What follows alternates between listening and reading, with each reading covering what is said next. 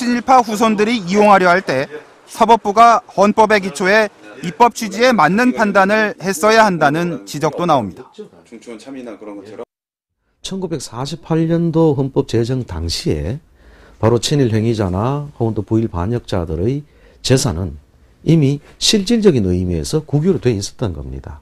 결국은 대법원은 헌법 자체가 갖고 있는 기본 정신을 지향하는 해석을 포기하고 그런 문헌에만 집착하는 해석을 함으로써 헌법의 기본 정신을 아주 철저히 훼손시켜버린 그런 결과를 낳은 것이라고 볼 수 있습니다.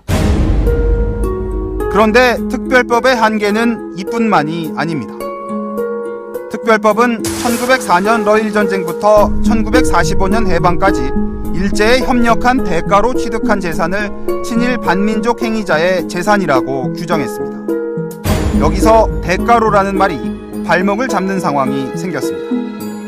명백한 친일파의 재산인데도 대가성을 입증해야 한다는 규정 때문에 국가가 환수를 하지 못한 경우까지 생긴 겁니다. 1941년 조선 총독의 자문기구인 중추원 참의를 지낸 박필병. 경기도 안성과 충북 일대에는 당시 박필병의 땅을 밟지 않으면 지날 수 없다는 말이 나돌 정도로 땅 부자였다고 합니다. 그럼 여기 일대 박필병 식당이 많았어요? 여기 꽤 많았었지요, 그냥. 안성에도 있고 여기도 있고 그랬었는데 여기는 저 산이 다 했었어요, 저 산. 지금 저 공장 들어신 산이 다 하고. 저기가 전부 다 박필병 식당? 예, 저기 저 공장 들어신 데 꼭대기고 그거 산 다 써요. 해방 후 60년 동안 후손들은 그 땅 대부분을 이미 팔아 넘겼다고 합니다. 그나마 남아있던 10,000제곱미터 가량의 땅을 친일재산조사위가 환수하려 했지만 결국 실패했습니다. 왜 이런 일이 생겼을까? 박필병이 중추원 참의가 된 건 1941년. 그런데 그의 땅 대부분은 참의가 되기 전인 1930년대에 취득한 땅이었습니다. 그래서 이른바 친일행위의 대가성이 입증되지 않는다는 겁니다. 이 일대가 박필병이 소유하고 있다가 그 후손에게 물려준 땅입니다. 하지만 중추원 참의를 하기 이전에 구입한 땅이어서 친일조사위원회가 조사는 했지만 결국 환수는 하지 못한 곳입니다. 중추원 참의가 되기 전까지 얼마나 많이 일제에 충성을 했겠습니까? 그러한 노력으로 중추원 참의를 41년에 한 거죠.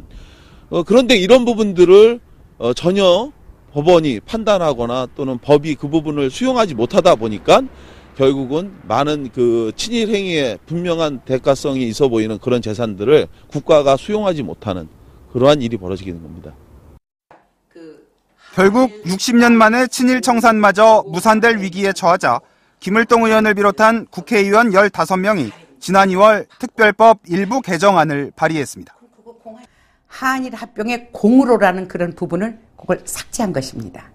나라를 지켜야 할 고위 지도층들이 일제로부터 자기와 거액의 은사금 받고 또 그들에게 협력한 행위는 이건 한일 합병의 직접적인 공을 떠나서 누가 보더라도 중대한 친일 반민족 행위이기 때문에 굳이 한일 합병의 공으로라는 그런 단서 조항이 붙어야 할 필요가 없다고 저는 생각합니다.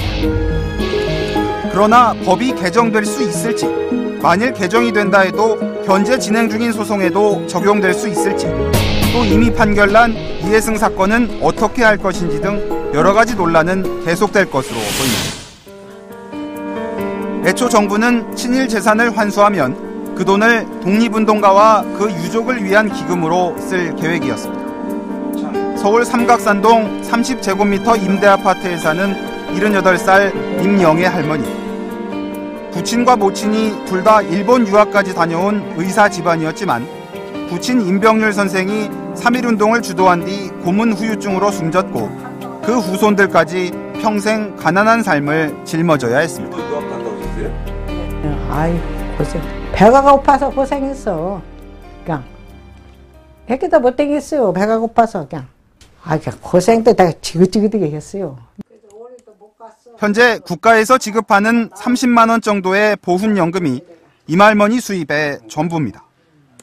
할머니는 먹고 사는 문제조차 해결이 쉽지 않아 보였습니다. 또 30만 원이 조금 더 나오는가 봐. 그런 거 갖고 내가 이제 어떻게 살아야지.